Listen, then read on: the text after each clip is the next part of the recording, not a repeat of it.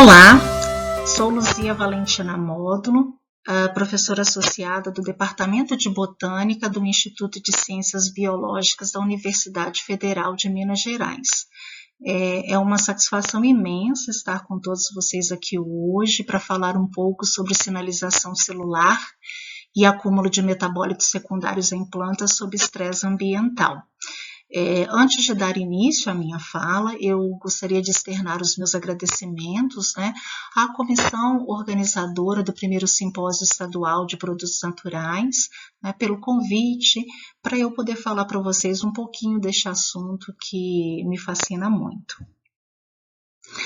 Os metabólitos secundários recebem este nome por serem derivados de metabólitos primários, ou seja, aquele metabolismo primordial numa célula vegetal dá origem a esses metabólitos secundários em condições em que as plantas necessitam de algum tipo de defesa e até mesmo com suporte estrutural. Então, os metabólitos secundários, com base nas funções que nós conhecemos e documentadas até então, eles podem participar tanto da defesa das plantas contra o ataque de herbívoros e organismos patogênicos, processos estes que levam a um estresse biótico, atuam também na defesa contra os efeitos de raios ultravioleta, contra estresses abióticos diversos, como é o caso de elevada salinidade, temperaturas extremas, privação de água, alagamento, presença de metais pesados, poluição ambiental de uma forma geral. Atuam também em processos que culminam na supressão do crescimento de plantas vizinhas, com um processo conhecido como alelopatia, como uma forma de eliminar, por exemplo, a competição por nutrientes minerais presentes no solo que estão naquele dado momento em escassez. Os metabólitos secundários também são responsáveis por facilitar, por mediar interações mutualistas, interações simbióticas entre plantas e micro-organismos, facilitando processos diversos, que geralmente culminam no maior aproveitamento de nutrientes minerais a partir do solo, como é o caso da interação de plantas com bactérias fixadoras de nitrogênio, por exemplo. Ou então com a interação de plantas com fungos micorrízicos. E os metabólitos secundários também têm um papel importante, tanto no sentido de atrair polinizadores e animais dispersores de semente, sejam porque esses metabólitos secundários têm um odor característico, porque eles são voláteis, ou então porque eles têm uma cor característica e que com isso atrai o polinizador. E sem contar o papel de metabólitos secundários, como é o caso de ligninas, como suporte estrutural. Então, com isso a gente percebe que os metabólitos secundários, eles são imprescindíveis para os vegetais, não somente para a sua sobrevivência, mas também para o seu crescimento e desenvolvimento. Bom, o título desta palestra engloba sinalização celular. Mas o que são moléculas sinalizadoras? São moléculas responsáveis por transmitirem informações entre células, ou seja, são as que permitem comunicação celular, por diversas razões. Para avisar uma célula que a planta se encontra numa condição que é ameaçadora, uma condição adversa, para sinalizar processos de crescimento, processos de defesa de uma forma geral. Então, a gente diz que uma molécula sinalizadora é também denominada de sinalizador celular.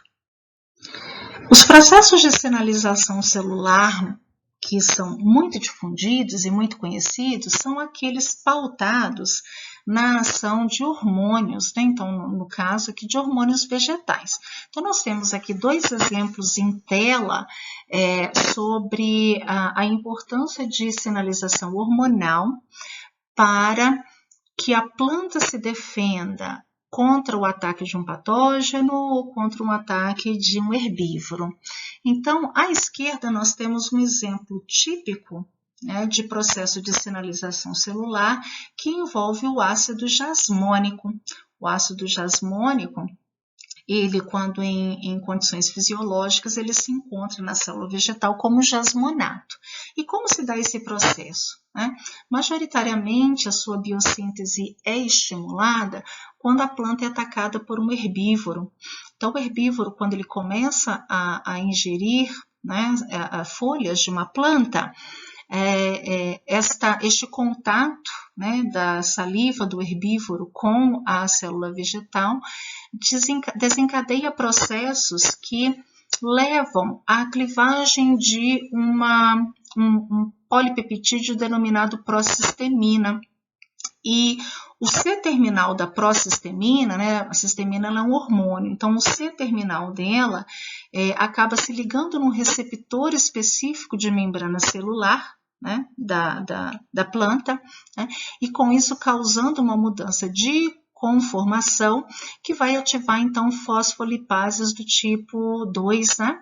Com isso, essas fosfolipases, lá naquele local de ataque do patógeno, né, do herbívoro, vai mobilizar, então, ácidos graxos, os lipídios de membrana, liberando ácidos graxos, como é o caso do ácido linolênico, e esse ácido linolênico, então, vai dar origem ao ácido jasmônico.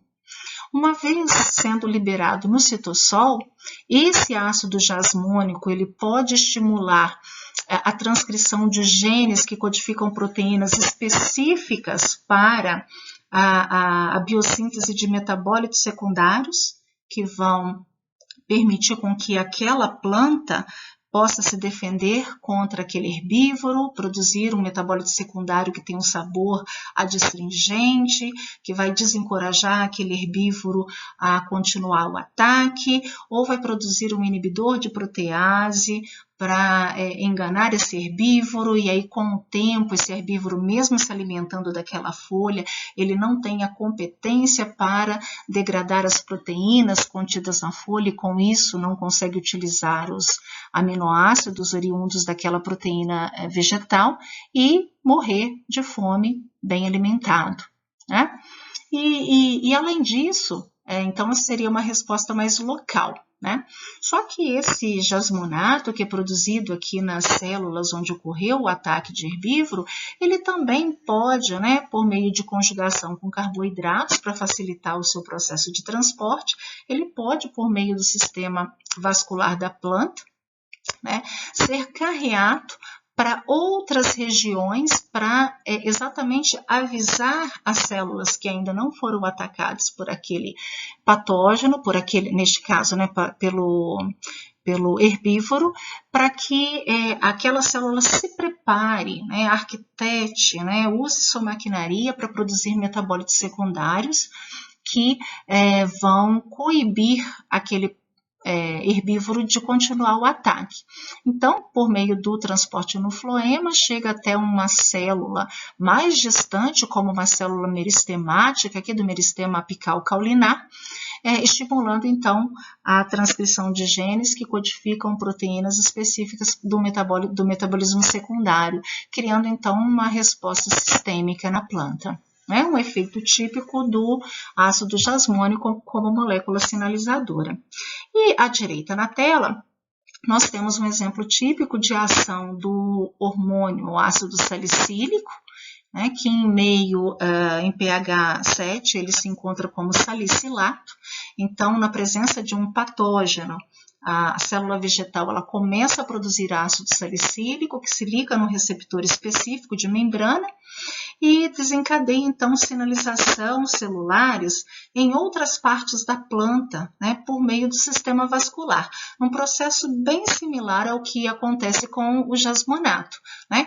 Só que com isso vai gerar naquela planta uma resposta sistêmica adquirida, né, como se fosse uma memória, e que num próximo ataque de patógeno, aquela planta já arquiteta, já ativa o seu metabolismo secundário com mais rapidez para produzir metabólitos secundários que têm atividade antimicrobiana. E, interessantemente, né, um derivado do ácido salicílico é o salicilato de metila, né, cuja diferença na molécula é só mesmo esse grupo metil ligado nessa porção da molécula, e essa molécula ela se torna volátil, ela é uma molécula volátil. Então, é uma forma também que a planta tem de avisar a planta vizinha de que tem um patógeno na área.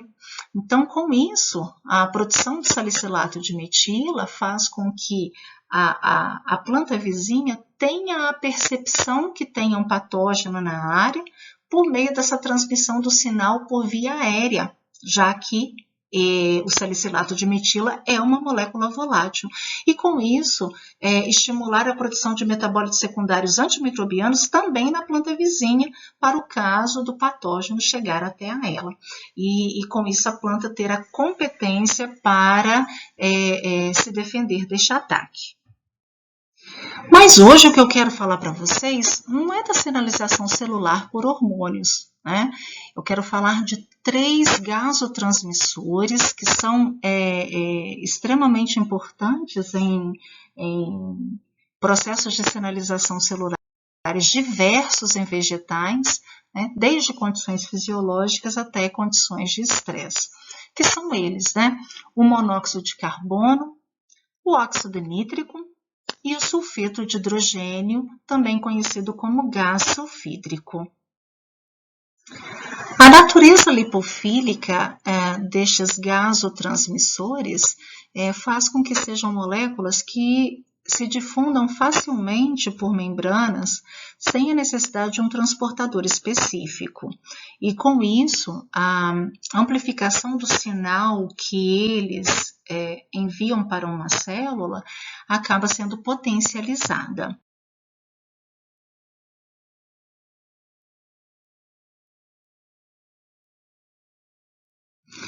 O óxido nítrico é uma espécie reativa de nitrogênio, enquanto que o sulfeto de hidrogênio ou gás sulfídrico é uma espécie reativa de enxofre. O monóxido de carbono ele também tem uma capacidade reativa, né, pelo fato de ter par de elétrons não ligantes, né, tem uma capacidade reativa com diversas moléculas, né, mas não é categorizado, por exemplo, como uma espécie reativa de oxigênio. Bom, então vamos lá. Algumas respostas, né, que já foram relatadas em plantas quando elas entram em contato com alguma molécula eliciadora, ou seja, alguma substância que tenha capacidade, né, uma substância que ela é alheia ao metabolismo daquela planta, então que tenha capacidade de desencadear uma resposta, né? Nós temos então aqui algumas reações de defesas que são induzidas no vegetal que entra em contato com essas moléculas eliciadoras, né? Uma das primeiras respostas é exatamente a ativação da proteína G, já nos primeiros minutos de interação da planta com a substância eliciadora. Né? E logo em seguida, né, aqui o processo é bastante dinâmico, mas didaticamente a gente vai falando passo a passo, né? Existe também um processo que logo em seguida, né, culmina no aumento, né, da produção, né, do aumento da entrada de cálcio na célula vegetal, e exatamente são 2 picos, por isso que a gente fala que é uma resposta bifásica, né? Em 2 momentos muito próximos entre si, ocorre então um aumento transitório do cálcio intracelular, e isso leva a uma despolarização da membrana. Por quê? Porque à medida que o cálcio entra na célula, né, estimula então a saída de potássio e também a saída de cloro, né, com a entrada de H+. Com isso, cria um processo de despolarização da membrana, né? E E neste âmbito, então, ocorre uma acidificação do citoplasma, exatamente pelo fato de aumentar transitoriamente o pool de H+, íons H+, no interior da célula, né? E acompanhado disso também o que a gente chama de aumento da produção de espécies reativas de oxigênio, aqui representado pelo peróxido de hidrogênio, que ele também é uma resposta bifásica, começa com uma produção relativamente moderada para fins de sinalização, e se o estímulo pelo eliciador persistir, então ocorre uma produção massiva, já mais com o intuito de conter o patógeno, uma vez que essa espécie reativa de oxigênio é altamente oxidante. E aí, com isso, gera o estresse oxidativo na célula vegetal, né? Juntamente com este processo, tem-se uma série de proteínas que são fosforiladas, exatamente porque cálcio é um segundo mensageiro, né? Então, ocorre a formação, a fosforilação de algumas proteínas. Umas proteínas, quando fosforiladas, estão ativas, e outras, quando fosforiladas, se encontram na forma inativa, né? E juntamente com esse processo, então, a produção de óxido nítrico, de H2S, de CO, de AMP cíclico, inositol 3-fosfato, todas essas que são moléculas sinalizadoras, né, que vão, na verdade, potencializar eventos que culminam no acúmulo de RNA mensageiro que codificam proteínas específicas, né? Aqui aquele estresse prevalece. Então, se for um patógeno, por exemplo, acúmulo de proteínas relacionadas à patogênese, né?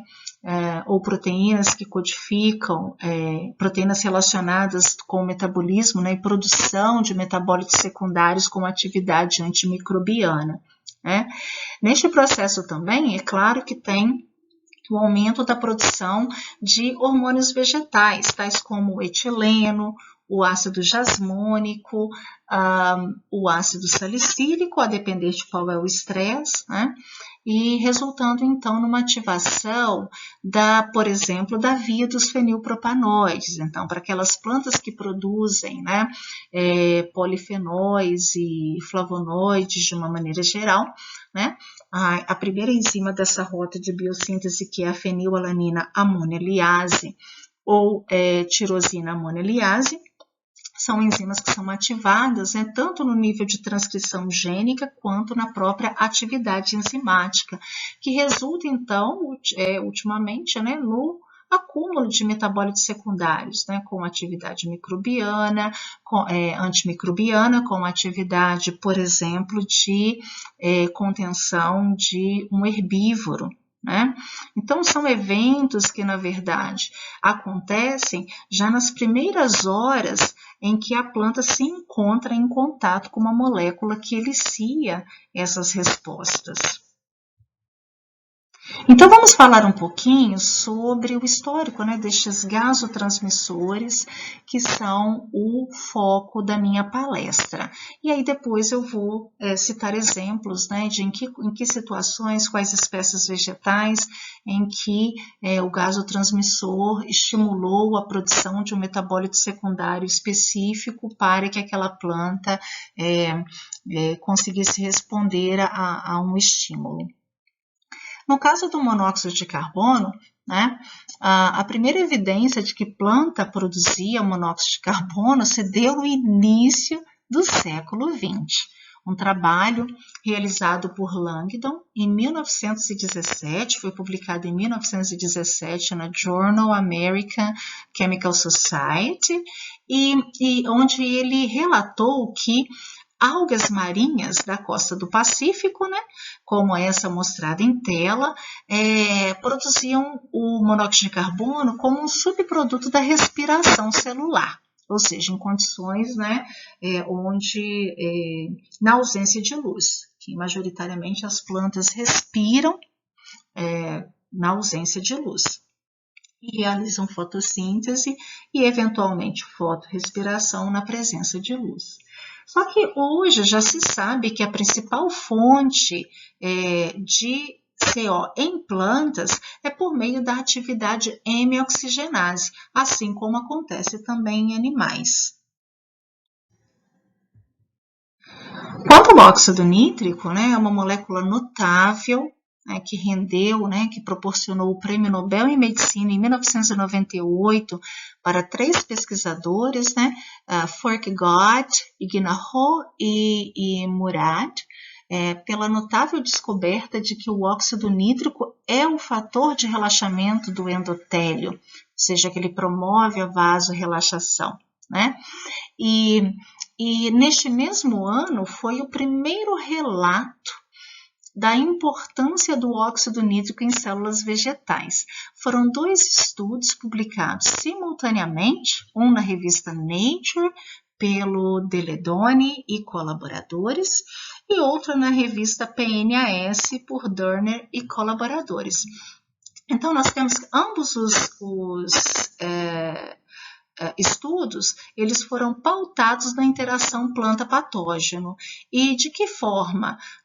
O primeiro estudo, por Deledone, foi na interação Arabidopsis thaliana e Pseudomonas syringae patovar maculícola, e também Glycinimax, que é a soja, na interação com Pseudomonas syringae patovar glycine. O que eles observaram? Que a interação destas, no caso da Arabidopsis era planta e no caso da Glycinimax eram culturas de célula, a interação com esses patógenos que eram avirulentos estimulava o acúmulo de óxido nítrico nas células vegetais e, por consequência, aumentava a atividade da fenilalanina moneliase, que é a primeira enzima da rota de biossíntese de polifenóis, de fenólicos de uma maneira geral, de fenilpropanóis, e aumentava tanto a transcrição quanto a atividade de proteínas relacionadas à patogênese, além da glutationa S-transferase, que é uma enzima muito importante no sistema antioxidante vegetal. Já no caso dos estudos de Durner, eles foram realizados com células de tabaco na interação com o vírus do mosaico do tabaco, e eles também observaram algo muito parecido, que foi o aumento da produção de óxido nítrico, aumento de outras moléculas sinalizadoras, como é o caso do GMP cíclico, e da ADP-ribose cíclica, aumento também da transcrição de genes que codificam fenilalanina moneliase e proteínas também PR. Então, foi notável que, a partir de 1998, os estudos com óxido nítrico como sinalizador celular em plantas ganharam espaço. E com relação ao sulfeto de hidrogênio? Bom, o gás sulfídrico, as primeiras evidências da produção de gás sulfídrico por plantas se deu na década de 1980, em estudos realizados por Harrington e Smith, onde eles utilizaram células de tabaco em cultura e observaram a produção de H2S a partir do metabolismo da L-cisteína. Mas os estudos mesmo da importância dessa substância, do H2S, para processos de sinalização em células vegetais, só foi acontecer em 2008, com a publicação de Zhang e colaboradores, onde eles demonstraram que o processo de germinação de sementes de trigo era potencializado quando essas sementes eram tratadas com liberadores de gás sulfídrico. Lembrando que essa é uma abordagem totalmente farmacológica, porque eles utilizaram o H2S exógeno. Então, os experimentos mesmo que provaram a produção de H2S por plantas no âmbito de uma resposta a uma condição de estresse ambiental aconteceu ainda depois de 2008. A primeira evidência de que plantas produzem, né, elas acumulam metabólito secundário quando na interação planta-patógeno, num processo sinalizado por óxido nítrico, aconteceu no ano de 2002. Foi um trabalho de resultados oriundos da minha dissertação de mestrado, onde foram utilizados eliciadores fúngicos, ou seja, polissacarídeos que foram extraídos da parede, né, celular do fungo de aporte Phaseolorum meridionalis, que é o agente causador do cancro da haste em soja. Então, utilizando essa molécula eliciadora autoclavada, nós constatamos que as plantas que eram submetidas a este eliciador fúngico, elas tinham um acúmulo de gliceolinas, que são os pterocarpanos, considerados fitolexinas em soja, ou seja, que têm atividade antimicrobiana e são produzidos mediante indução por ataque de um patógeno. Né? E a gente observou, na verdade, que tanto gliceolinas, aqui representada como gliceolina 1, as gliceolinas 1, 2 e 3 se acumularam na planta, né, nos cotilédones, e os isoflavonoides da dizeína e genisteína também. E este acúmulo, ele aconteceu após um aumento da produção de óxido nítrico naquelas células. Um outro exemplo da sinalização por óxido nítrico que culminou no aumento da produção de metabólitos secundários foi exatamente um trabalho realizado por Hu e colaboradores em 2003, no qual utilizou-se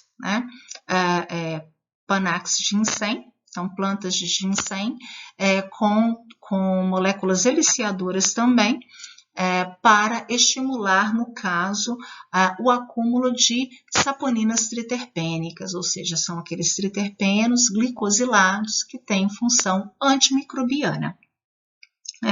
Um outro exemplo, publicado em 2004 por Young, utilizando avena sativa e também eliciador fúngico, pôde-se comprovar que ocorria um aumento da produção de óxido nítrico e esse aumento, ele precedia o acúmulo desta substância, que é a avenantramida B e outras avenantramidas também. Um outro exemplo é com a cultura de células de taxos, plantas do gênero Taxus, neste caso é Taxus yunanensis, foram utilizadas culturas de células e elas foram submetidas a um estresse que é ultrassom.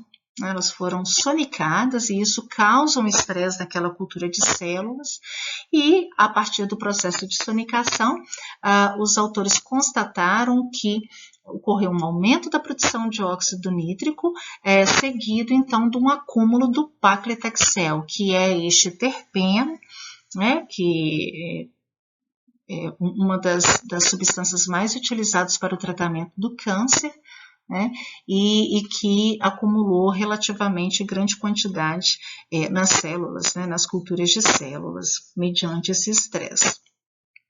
Um outro exemplo foi também com Echinacea purpúrea, publicado em 2007, no qual o tratamento das culturas de células de Echinacea com uma molécula que libera óxido nítrico, denominada de nitroprussiato de sódio, fez com que, por consequência, produzisse óxido nítrico, liberasse óxido nítrico naquela cultura de células e, consequentemente, foi constatado o aumento de compostos fenólicos, de flavonoides e também de derivados do ácido cafeico em resposta a essa abordagem farmacológica de tratamento com o liberador de NO. Cultura de células de Atractylodes lance tratadas com eliciador fúngico também registraram um acúmulo considerável de óleos essenciais, né, de substâncias voláteis, né, e que foram constatadas que eram substâncias de defesa com atividade antimicrobiana. No caso também desta planta, né, a Cupressus lusitanica, plantas que foram tratadas com eliciador de levedura, tá? Ou seja, substâncias extraídas, né, da parede de leveduras, proporcionaram um aumento do óxido nítrico nas células da planta e, consequentemente, um acúmulo considerável deste metabólito secundário, que é a beta-tuxalaplicina. Esta tabela aqui é apresentada em tela, ela também apresenta outros exemplos de sistemas vegetais que foram submetidos a alguma condição de eliciação e que acumularam metabólitos secundários num processo que foi desencadeado por sinalização por óxido nítrico. Então, nós temos aqui exemplo, né, de polissacarídeos, né, e também hidrolisados, né, de pectina, foram utilizados em cultura de células de ginseng e, como resultado, ocorreu, então, o acúmulo em 2 vezes da quantidade de saponinas nessas células, né? Artemisia annua, né, culturas de raízes de Artemisia annua, também foram tratadas com oligosacarídeos extraídos de micélio de um fusário, né, um fungo, e isso possibilitou o acúmulo de quase 2 vezes a quantidade de artemisinina que acumula nas células não tratadas. Polissacarídeos também extraídos de levedura foram utilizados para tratar essas variedade de Cupressus lusitanica, como mostrado no slide anterior, né? E, interessantemente, ocorreu, né, um aumento da produção deste metabólito secundário, da beta-tuxaplicina, em 3 vezes, né? E parede celular também de outros fungos foram utilizados, né,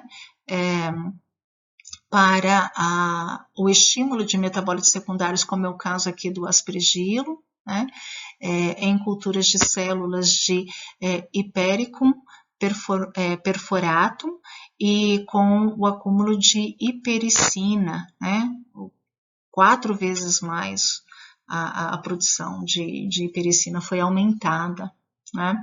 A mesma coisa com catarantina e com esse flavonoide glicosilado, puerarin, também teve um aumento considerável da produção em catarantos róseos e nessa leguminosa puerária,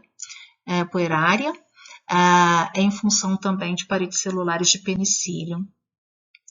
Extratos de Mycelium também deste fusário, de novo, em cultura de células do gênero Taxus, né, e acumulou uma série de taxanos, inclusive, né, o Paclitaxel, e o acúmulo foi considerável, até 13 vezes, né. Temos exemplos também da chiconina, que foi acumulada em cultura de células de Onosma paniculatum, também óleos voláteis, como é o caso do eudesmol, mais, né, estudos com o taxol, né, o paclitaxel, é a mesma coisa, camptotecina, mais paclitaxel, matrina, hipericina, flavonoides de uma maneira geral, em ginkgo biloba, neste caso aqui prolina, que na verdade é um aminoácido, é um metabólito primário, também todos foram registrados ter um acúmulo aumentado em função de condições de estresse, né, que varia desde estresse imitando um estresse biótico até o estresse abiótico, como é o caso de ultrassom, choque térmico, metal pesado, imobilização da cultura de célula e até a centrifugação. Nossa, mas Luzia, você chegou já nesse slide, e onde estão os exemplos, né, de vias de sinalização por monóxido de carbono e gás sulfídrico que culminam no acúmulo de metabólitos secundários? Na verdade, o que acontece é que são muito escassos os estudos, né, que tem como foco o gás sulfídrico e o monóxido de carbono, né? Curiosamente, o monóxido de carbono foi um dos primeiros a ser descrito, né, a ser produzido em vegetais, mas os estudos dos seus efeitos em células vegetais, ele ainda é um estudo que demanda muita investigação. Nós temos muito que descobrir ainda a respeito do CO, né, que até pouco tempo ele era, na verdade, categorizado como uma molécula mais estressora, digamos assim, né, que causasse um estresse pela sua toxicidade do que pelos seus benefícios como sinalizadora. Então, a depender da quantidade de que essas moléculas são produzidas no tecido vegetal, elas podem ser inclusive deletérias para o tecido, né? Pode ser até como uma forma de conter, por exemplo, um ataque de patógeno, né? Por meio da resposta de hipersensibilidade, induzindo uma morte celular local por hipersensibilidade, onde aquelas células em contato com o patógeno, elas morrem para salvar o resto da planta. Então, neste caso, ocorre um aumento, né, da produção dessas substâncias a níveis tóxicos, né? Mas, diferentemente disso, quando produzidas em pequenas quantidades, né, essas substâncias elas têm efeitos diversos, né, por meio de sinalização, de cascatas de sinalização que culminam, né, no caso do CO, um estímulo do sistema antioxidante, então ela estimula a atividade de enzimas antioxidantes e a própria hemioxigenase ela atua como um antioxidante. O CO também já foi demonstrado que ele estimula o metabolismo de nitrogênio, ou seja, participa de processos em que ocorre, inclusive, né, o estímulo da interação simbiótica entre plantas e micro-organismos que fixam nitrogênio. Com isso, né, esse processo a gente já sabe que ele é mediado por flavonoides, porque são o acúmulo localizado de flavonoides na raiz estimula a formação do nódulo, porque ele é um inibidor de fluxo de auxina, que é um hormônio vegetal que estimula a proliferação celular, então aquele acúmulo local de auxina estimula a formação do nódulo, porque ocorre uma proliferação celular acentuada, né? Então o CO tem uma participação. Portanto, se ele estimula o sistema antioxidante, ele diminui o estresse oxidativo, que é uma das primeiras respostas de planta ao ataque de um patógeno, de um herbívoro, a uma condição ambiental adversa, né?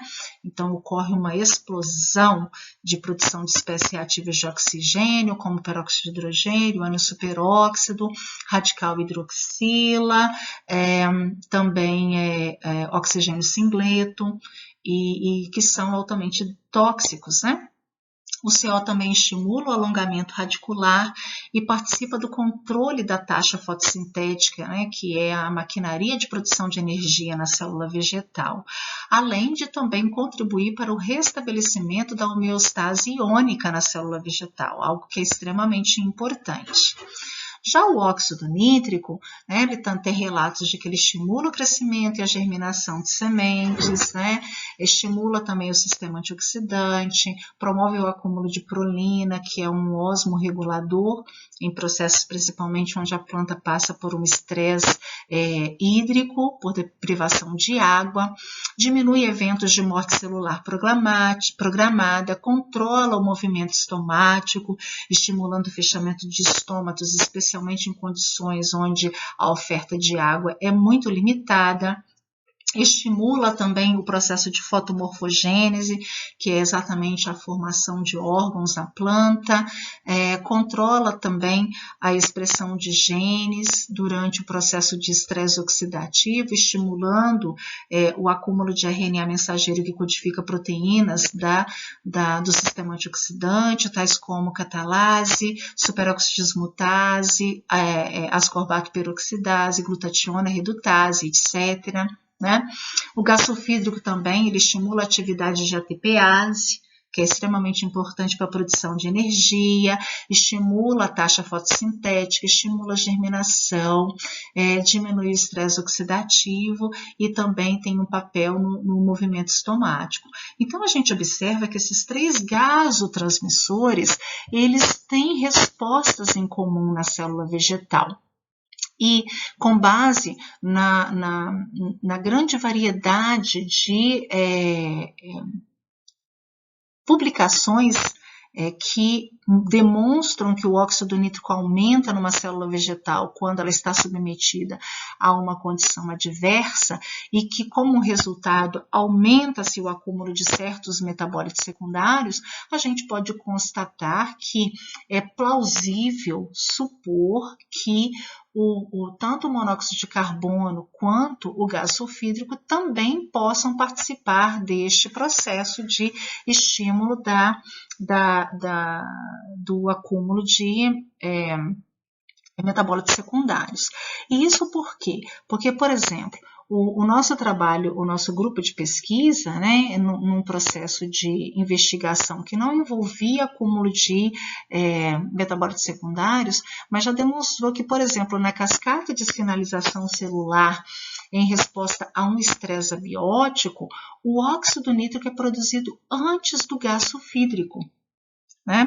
E com isso, né, nessa cascata de sinalização, precisa de ter pelo menos esses 2 gasotransmissores para que a planta consiga se defender contra o excesso de salinidade no solo. Né?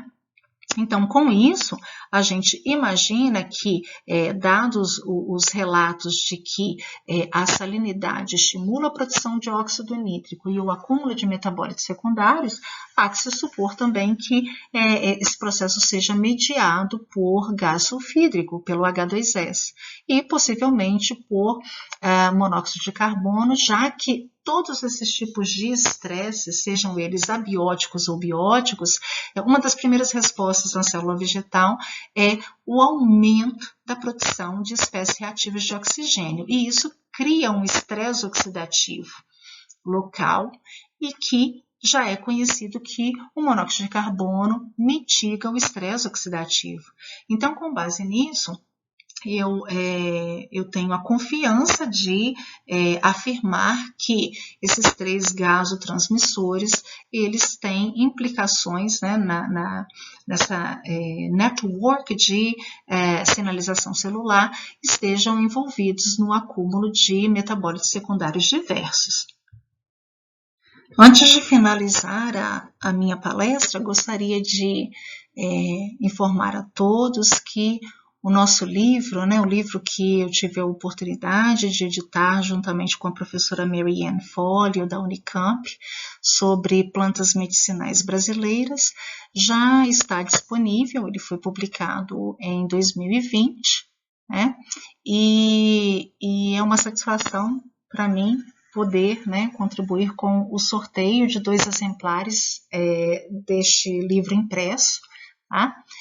O primeiro sorteio será realizado agora, né, na nossa sessão de discussão da palestra, e o segundo sorteio será amanhã, dia 9 de abril, no horário designado pela comissão organizadora deste evento, né, o horário que foi designado para os sorteios.